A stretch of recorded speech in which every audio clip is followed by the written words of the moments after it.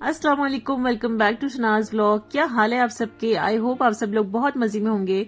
अल्हम्दुलिल्लाह हम सब बिल्कुल ठीक है। यहाँ पर बन रहा है जी 3 किलो चिकन का कोरमा और ये मैं बना रही हूँ। और यहाँ पर बन रहा था चने की दाल का हलवा। कुछ गेस्ट आने वाले थे घर में तो उनके लिए तैयारी हो रही थी।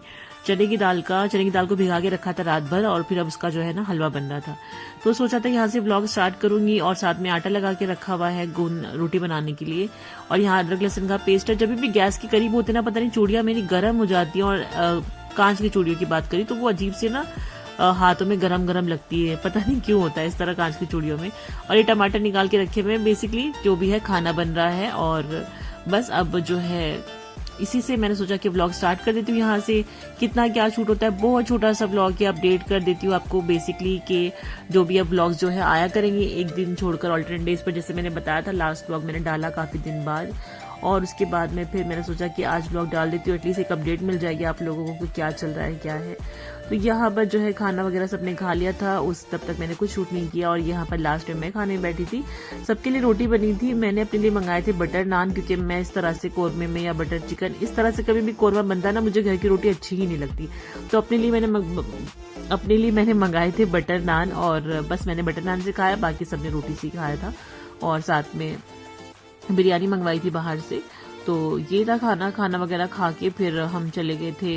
कुछ काम था जरा सा यहीं पर एरिया में काम था। तो खाना वगैरह खा के हम चले गए थे बाहर। एक एक्चुअली शॉप है और वो पापा लेना चाहते हैं और लेकर मतलब उसको रेंट पर दे देंगे जो भी है। तो उनको अच्छी लग रही थी तो कह रहे थे कि चलो देख कर आते हैं कैसी है क्या है। तो मैंने कहा चलो ठीक है चलते हैं। फिर मम्मी भी मतलब बच्चों को भी ले लिया फिर कि बच्चों को कहाँ छोड़ेंगे, घर पे कोई भी नहीं था तो बच्चों को भी ले लिया। यही जाना था हमें एक दो गली छोड़ के ही। तो उन्होंने कहा कि चलो देख लो तुम भी।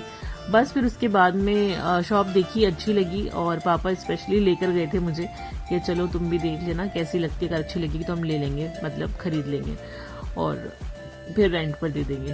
तो मैंने कहा ठीक है। तो बस वहां से आकर फिर मैं ऊपर आ गई घर पे। और ये रेसिपी तो आप लोगों ने देख ही ली होगी, शनाज किचन रूटीन में मैंने अपलोड करी हुई है। अगर नहीं देखी है तो फटाफट से जाइए, लिंक डिस्क्रिप्शन में है शनाज किचन रूटीन का, जाकर देखिएगा जरूर। मेरा कुकिंग चैनल है वो। और वहां पर रमजान सीरीज मैंने स्टार्ट कर दी है और वहां पर रमजान से रिलेटेड, इफ्तार से रिलेटेड रेसिपीज जो है मैं रमजान से रिलेटेड चीजें अब अपलोड करूंगी। तो ये पहली रेसिपी जो मैंने अभी अपलोड करी है हाल ही में, तो आप लोग प्लीज जाके जरूर देखिएगा। तो यहाँ पर जो है मैं ये बनाने लगी थी क्रिस्पी क्रंची चिकन। और इसकी डिटेल रेसिपी आपको मिल जाएगी मेरे चैनल पर, कुकिंग चैनल पर। तो यहाँ पर आज था बर्थडे था मेरे देवर का, तो उनके लिए मैं स्पेशली डिश बना रही थी क्योंकि उनको मेरे हाथ का क्रंची चिकन बहुत पसंद है।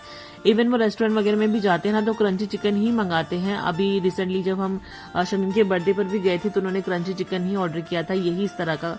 और स्पेशली वही वाला जो कॉर्नफ्लेक्स में कोट होके फ्राई होता है।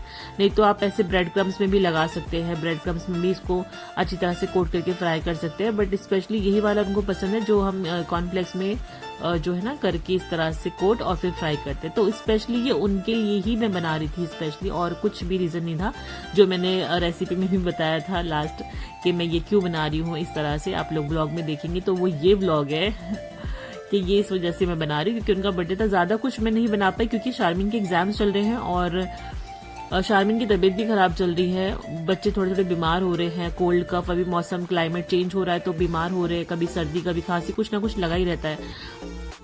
मैंने सोचा था कि केक जो है ना घर पे डिलीवर हो जाएगा और ये नजदीकी शॉप से जहां से मैं मंगवाती हूँ जसोला से, हमेशा वो लाकर दे देते हैं घर पे, हमेशा लाकर दे देते हैं। लेकिन इस बार पता नहीं उनको क्या हुआ, वो कॉल ही रिसीव नहीं करते। उनकी शॉप बंद थी या क्या था, मैं सुबह से उनको कॉल लगा रही थी पर वो मेरा फोन ही नहीं उठा रहे थे, कोई भी नहीं। और इवन यहाँ पर जो हमारे एरिया में शॉप है मैंने वहां पे भी कॉल लगाया लेकिन फोन ही नहीं उठा रहे थे, मतलब बात ही नहीं हो पा रही थी मेरी, बिल्कुल बात नहीं हो पाई। और फिर उसका नतीजा ये हुआ कि मुझे खुद जाना पड़ा दुकान पर केक लेने के लिए। और जब मैं बाहर निकली तो मेरे जो बड़े देवर हैं, इरशाद नाम है उनका, तो वो नीचे ही मिल गए। कहने लगे भाभी कहाँ जा रही हो, कुछ काम है तो मैं ला देता हूँ, कुछ जरूरी चीज है तो मैं ला कर दे देता हूँ, या बाइक पे चल दो कुछ ऐसा है तो। मैंने कहा नहीं मैं अभी आती हूँ 10 मिनट में, मुझे नजदीकी जाना है, कहीं दूर तो जाना नहीं, कुछ काम है। बस ऐसे बोल के फिर हम वहां से निकल गए। अगर ये घर पे लेकर आ जाते ना तो इजी हो जाता, पर पता नहीं क्या हुआ, जबकि मैं हमेशा मंगाती हूँ, कभी मैं शॉप पर नहीं गई, हमेशा वो आराम से घर पर लाकर दे देते हैं, बट उन्होंने आज कॉल ही रिसीव नहीं किया। शायद मेरा जाना नसीब में लिखा था कि मैं शॉप से जाके लेकर आऊँ। तो बस मैं शारविन को लेकर चली गई जो है केक शॉप पर, और वहां से फिर मैंने केक लिया और घर पर जो मैंने क्रंची चिकन बना के रखा हुआ है, क्योंकि अभी शाम का टाइम था, जैसे कि 6 बज रहे थे, 6-7 बज रहे थे, तो डिनर का टाइम नहीं था प्रॉपर कि डिनर का टाइम है, तो बस ऐसा था कि स्नैक्स हम खा सकते हैं। तो स्नैक्स के हिसाब से मैंने वो बनाया था क्रंच चिकन, के सब खा लेंगे और साथ में केक हो जाएगा। तो उस हिसाब से मैंने सोचा था कि चलो इस टाइम पर करते, क्योंकि वो सुबह से लेके जो है ना शाम रात तक के देवर जो है अपनी ऑफिस पे ही रहते हैं, तो इस टाइम पर ना 6 से 7 के बीच में वो 1 घंटे के लिए घर पर आ जाते हैं। तो मैंने सोचा कि यही सही टाइम है, उनको बनाकर और दे दिया जाए और केक भी उनको दे देती हूँ। फिर रात में तो पता नहीं लेट आए, कब आए, मैं सो जाऊं या बच्चों के साथ में बिजी रहूं, तो मुझे भी यही टाइम सही लगा कि चलो लाते हैं और फिर जो है सेलिब्रेट करते हैं। बहुत छोटा सा है, क्योंकि एक तो देखो मैं पर्दा करती हूँ सबसे, दूसरी चीज ये है कि पर्दा करते हुए मतलब दुपट्टा इतना बड़ा घूंघट लेके शूट करना ना पॉसिबल नहीं होता, क्योंकि दिखाई नहीं देता ना। अब शूट करने के लिए देखना पड़ता है ना आंखों से कि आप कैमरे में क्या चल रहा है। लेकिन मैंने कैमरा ऑन तो किया, बट कितना शूट हो पाया कितना नहीं, बहुत थोड़ा मोड़ा सा, वो आप लोगों के लिए मैं क्लिप डाल दूंगी, तो आप लोग देख लीजिएगा, क्योंकि कोई और था भी नहीं। मतलब शारमीन जैसे कर लेती, तो शारमीन भी अपना केक में लगी हुई थी, दोनों बच्चे केक में ही लगे हुए थे। और जैसे मैंने बताया ऑन द स्पॉट आए हैं, तो किसी ने फोन उठाया नहीं, तो कोई स्पेशल केक बनाने का मुझे वो नहीं मिला कि मैं कुछ अच्छा सा फ्लेवर बनवाती। लेकिन बट कोई नहीं, जो भी इनके पास अवेलेबल थे मैंने ले लिया था, और रसमलाई फ्लेवर लिया था, और इनके साथ पास से मैंने, इनके पास रेडी था, फ्रेश था, तो बस वो लेकर मैं घर आ गई। और उसके बाद में ये जो चिकन बना के रखा हुआ था क्रिस्पी चिकन, इसको मैंने एक ट्रे में डालना और फटाफट इसको रैप कर दिया। और ये देखो शारमीन कैसे बैठी, मुझे इसको देखकर हंसी आ गई, क्योंकि हम यहाँ पे चोरी छुपे काम कर रहे थे ना, किसी को पता नहीं था हम केक लेकर आए और क्या क्या चल रहा है। तो शारमीन चुपचाप से यहाँ बैठ गई। मैंने उसको कहा कि मैं नकाब उतार के आती हूँ और दुपट्टा लेके आती हूँ, और जो है ना हमारा चिकन भी मैं इसमें डाल दूंगी और एक के साथ केक और ये भी एक साथ दे देंगे। तो बस इसी तरह से शारमीन मेरे हर प्लान में ना बिल्कुल, वो कहते हैं ना एक पार्टनर ऑफ क्राइम, क्या कहते हैं उसको, मुझे वो कहावत नहीं याद आ रही है, जिस तरह से वो बहनें होती है ना आपस में, फ्रेंड कह लो, इस तरह से मेरा और शारमीन का बॉन्ड है। बहुत हर चीज को ना मेरे साथ में शेयर करती है, बहुत अच्छे से करती है, सीक्रेट्स वगैरह बहुत अच्छे से संभालती है। तो मेरा और शारमीन का बॉन्ड माशाल्लाह से अल्हम्दुलिल्लाह अभी से बहुत स्ट्रांग है इस तरह से। तो यहाँ से मैंने बर्थडे की कुछ क्लिप्स डाली हुई, थोड़ी मोड़ी जो भी मुझसे शूट हुई, देख लीजिएगा आप लोग।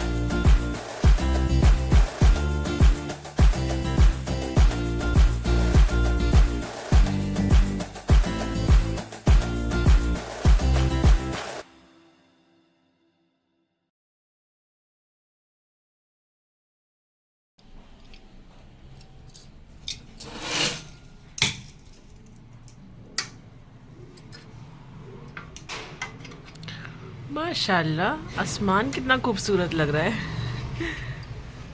ये देखिए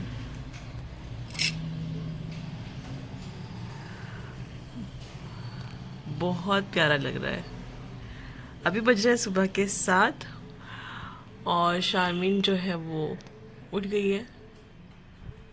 मैडम की तबीयत नहीं ठीक है, बट अभी एग्ज़ाम्स चल रहे हैं तो छुट्टी भी नहीं कर सकते।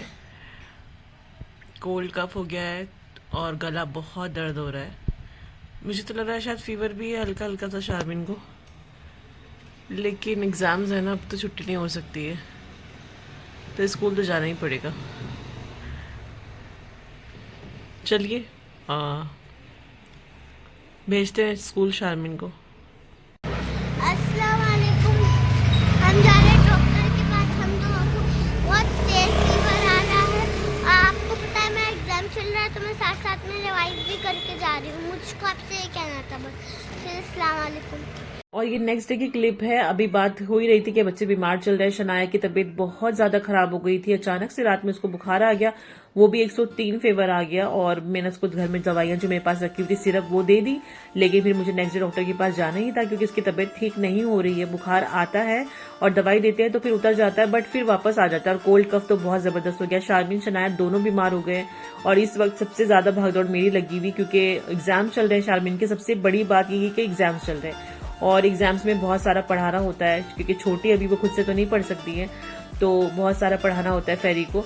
तो उस वजह से फेरी मतलब शारमीन, और शारमीन का निकनेम मैंने कभी बताया नहीं व्लॉग्स में, लेकिन एक दिन मैंने पिछले लास्ट टू लास्ट व्लॉग में शायद मैंने टाइटल डाला था फेरी के नाम से।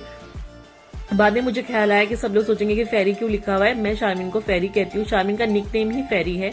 जब फर्स्ट टाइम शारमीन मेरी गोद में आई थी, जब हम जो है ना वहां से हॉस्पिटल में, और डॉक्टर ने लाकर शारमीन को मेरी गोद में दिया था और अम्मी ने मुझसे पूछा था, मेरी मतलब बायोलॉजिकल मदर ने, कि क्या नाम रखोगी तुम इसका। तो जब उन्होंने मुझे गोद में ला के दिया तो मैंने कहा मम्मी तो फेरी जैसी लग रही है।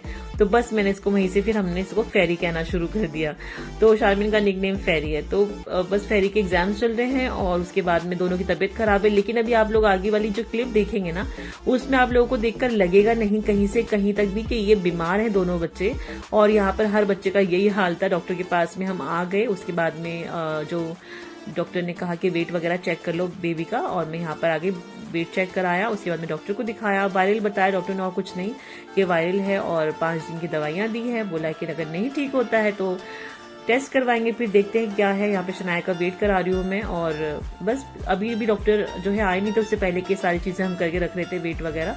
फिर डॉक्टर आ गए, चेक करा लिया, और ये कराने के बाद है मैं कम से कम यहाँ पर आधा पौना घंटा बैठी हूँ डॉक्टर को दिखाने के बाद, क्योंकि बच्चों को यहाँ से निकलने का मन ही नहीं था और दोनों का इतना मन लगा हुआ था क्योंकि बिल्कुल फील ही नहीं हो रहा था कि दोनों बीमार है। आप लोग खुद ही देख लीजिए इस क्लिप में, कहीं से लग रहा है कि बीमार बच्चे हैं, इतना ज्यादा मन लगा हुआ था। तो मुझे भी अच्छा लगा कि चलो ठीक है, बुखार में पड़े हुए हैं 2 दिन से, तो चलो ठीक है थोड़ा एंजॉय करें। तो मैं भी बैठ गई फिर यहाँ पर। तो ये छोटा सा व्लॉग था, आप लोगों से अपडेट देनी थी, शेयर करना था, तो मैंने सोचा कि डाल देती हूँ। और फिर ऐसा हो जाएगा ना कि मिस हो जाएगा कि लो एक व्लॉग डाला फिर मिस हो गया। तो यही था जो भी था मुझे आपसे बताना था। तो दुआ में याद रखिए, बच्चों के लिए बहुत दुआ करिए, अब ठीक हो रहे हैं बच्चे। आगे रमजान आ रहे हैं, एग्जाम्स चल रहे हैं, मैं बहुत स्ट्रेस में आ जाती हूँ। फिर सब कुछ ठीक रहे, सब कुछ अच्छा रहे, अच्छे से हो जाए सब कुछ।